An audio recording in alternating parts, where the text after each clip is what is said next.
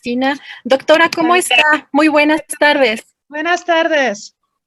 Pues mucho gusto. Doctora, muchas gracias por tomarnos esta videollamada. Doctora, pues, ¿cómo ve esta toma de posesión del presidente entrante Joe Biden? Afortunadamente lo que hemos visto en calma, pero también, pues Donald Trump deja un presidente bastante dividido, con su base muy radicalizada. Pues, ¿cuáles ven que sean los retos, doctora?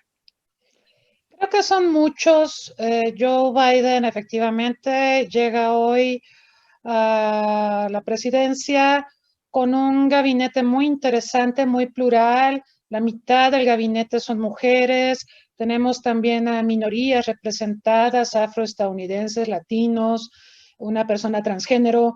Muy interesante su gabinete, porque recordamos que el de Trump era casi todo blanco y con 4 mujeres.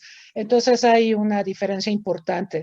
También se recuperó a mucha gente de la administración de Obama. Sí, esto es visible. Y por otro lado tenemos a una mujer vicepresidenta, es la única que no tiene que ser ratificada por el Congreso en el cargo.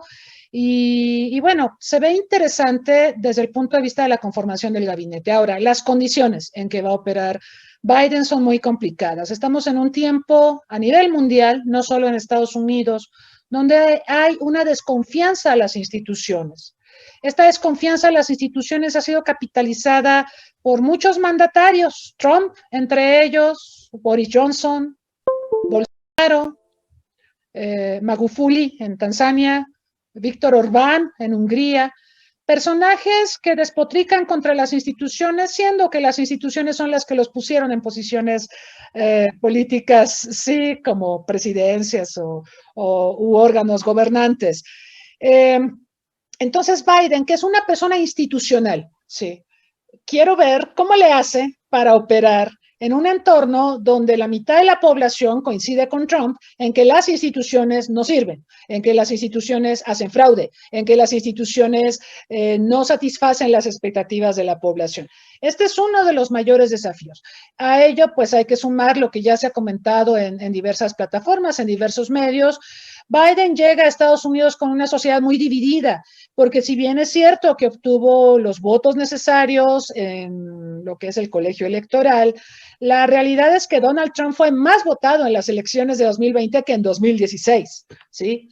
46% de la población votó por Donald Trump, lo que significa que hay gente que está de acuerdo con Donald Trump, con su visión del mundo, con su anti-institucionalismo, y también recordamos lo que pasó el 6 de enero pasado, cuando Donald Trump arengó a sus seguidores para que desconocieran lo que él siempre calificó de fraude electoral.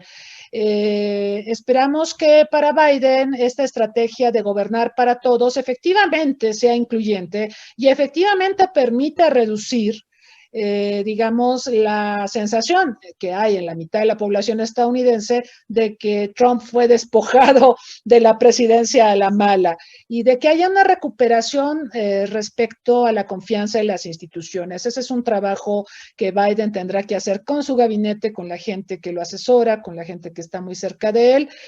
Y por supuesto hay otros desafíos inmediatos, la pandemia. Estados Unidos es el país más golpeado a nivel mundial por la pandemia. 1 de cada 5 personas infectadas por el COVID-19 en el mundo es estadounidense, y además hay una cantidad de defunciones pasmosa que rebasa las muertes que Estados Unidos ha tenido en diversos conflictos armados en el siglo XX.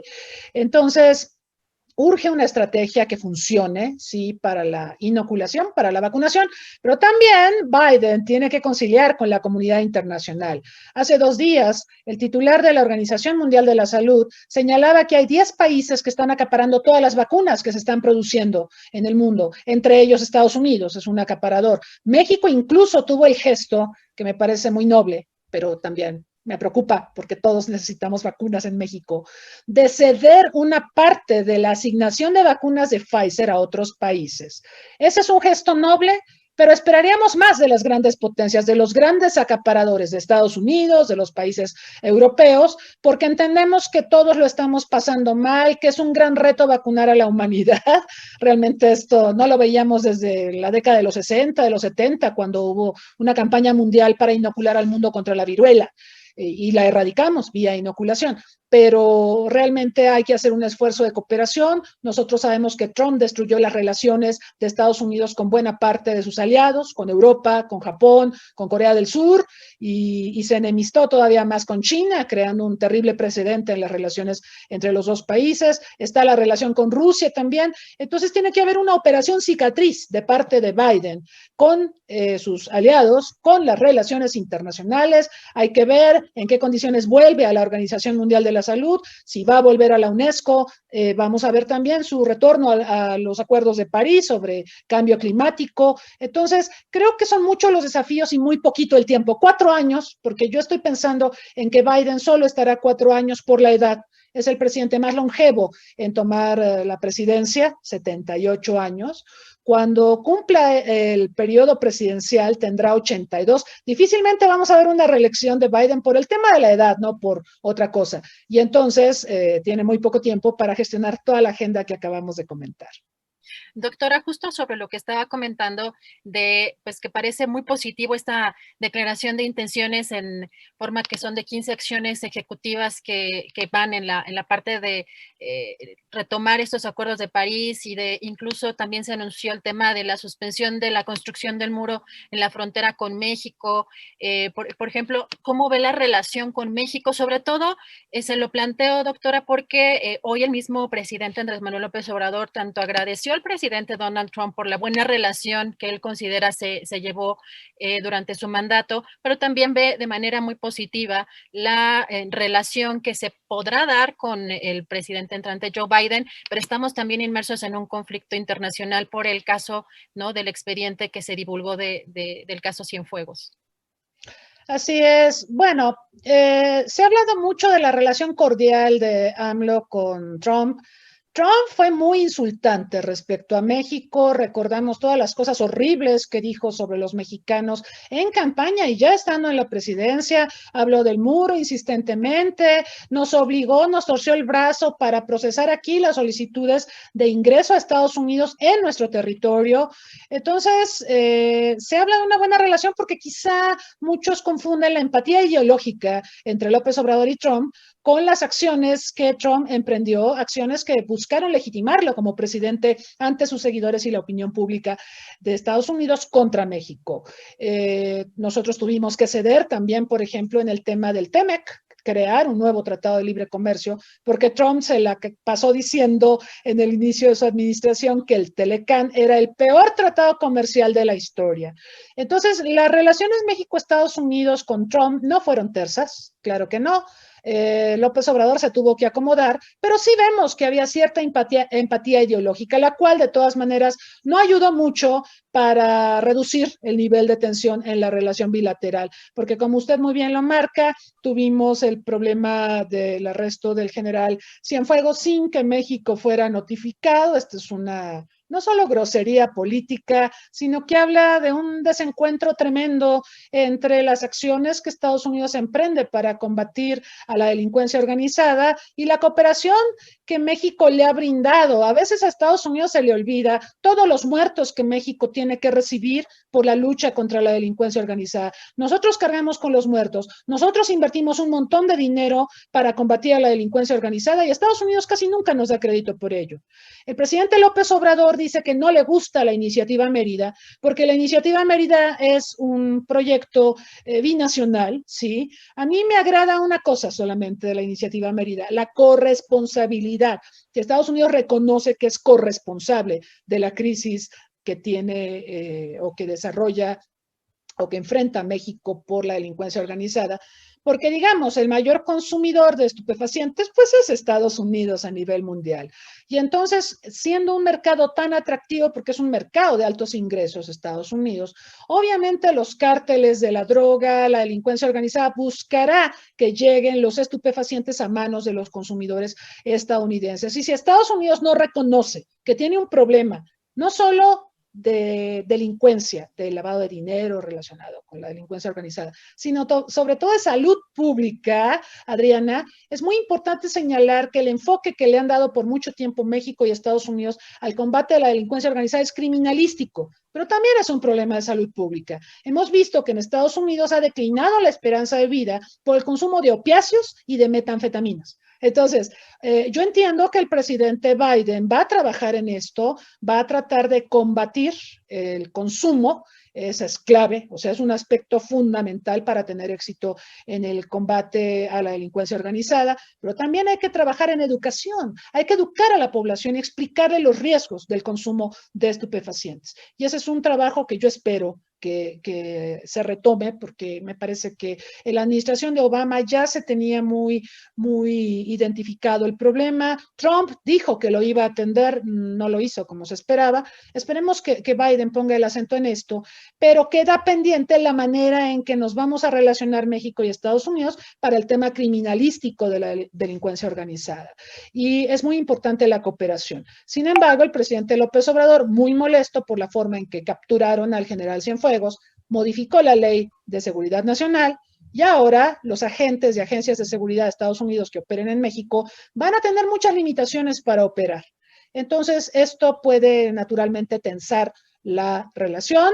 Es un tema muy delicado, es un tema que yo espero puedan tratar los dos presidentes, el mexicano y el estadounidense, en una reunión que también ojalá sea pronto, se lleve a cabo pronto. Fíjese, Adriana, que hay una tradición en Estados Unidos. Trump la rompió, pero antes de Trump se estilaba que el primer viaje internacional de un presidente estadounidense era o a Canadá o a México, ¿sí? Y eso es muy importante porque también marca el sentido y la importancia que le da Estados Unidos a sus vecinos. Resulta que Trump, su primer viaje internacional fue a Arabia Saudita, ¿no? Entonces, su desprecio a los vecinos fue muy notorio. Vamos a ver con atención cuál va a ser el primer viaje internacional de Biden. Y digo viaje internacional de Biden porque el presidente López Obrador ha externado en múltiples ocasiones que a él no le gusta viajar, él solo ha hecho un solo viaje internacional, el que vimos a mitad del año pasado a Washington para reunirse, una reunión de trabajo, ni siquiera fue una visita de Estado, pero fue una reunión de trabajo con Donald Trump, que además irritó mucho a los demócratas porque no hubo encuentros con los demócratas, no hubo encuentros con la campaña de Biden o con Nancy Pelosi o con otros demócratas prominentes. Entonces, sí tiene que haber una operación cicatriz, obviamente, de parte del gobierno mexicano respecto a Estados Unidos, pero también es verdad que los dos mandatarios reconocen que seremos vecinos siempre, eso difícilmente va a cambiar, y tenemos que gestionar de la mejor manera la relación bilateral. Otros temas posibles de conflicto pues son comercio, el TEMEC, sobre todo por disposiciones como las del capítulo de energía, el capítulo laboral y por supuesto el tema ambiental, ¿sí?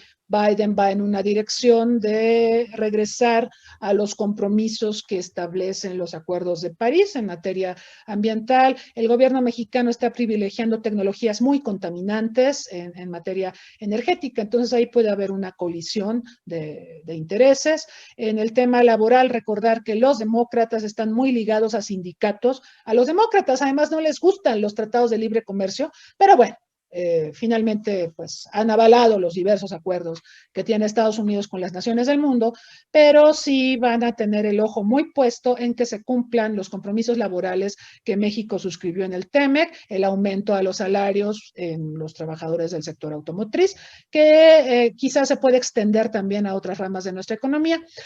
Y bueno, el otro tema es el migratorio, pero ya Biden se está ocupando de esto, aunque yo creo que el problema migratorio es extremadamente complejo y aunque Biden se está ocupando de esto, tener la reforma migratoria que él desea lo va a trascender en el tiempo en el que él esté al frente del Ejecutivo en Estados Unidos. Se habla de unos 8 años. No sabemos si Biden va a estar 8 años. Lo más probable es que no. Entonces, creo que estos son los temas, los focos rojos de la relación bilateral. Va a tener que haber mucho trabajo de los dos países. Hay que recordar que además Biden tiene que nombrar nuevo embajador o embajadora en México porque Christopher Landau anunció que se va y México pues designó a Esteban Moctezuma como embajador en Washington en sustitución de la embajadora Marta Bárcena. Ella se retira anticipadamente, regresa a la vida académica y pues son muchos cambios, ¿sí? Necesitamos buenos gestores de la relación bilateral en las embajadas, necesitamos un mejor entendimiento y esperemos que haya la voluntad política para llevar todo esto a buen puerto. Pues muy completo su análisis, doctora María Cristina Rosas. Le agradezco mucho la atención a esta videollamada y si me permite mantenemos la comunicación. Claro que sí, Adriana, con todo gusto.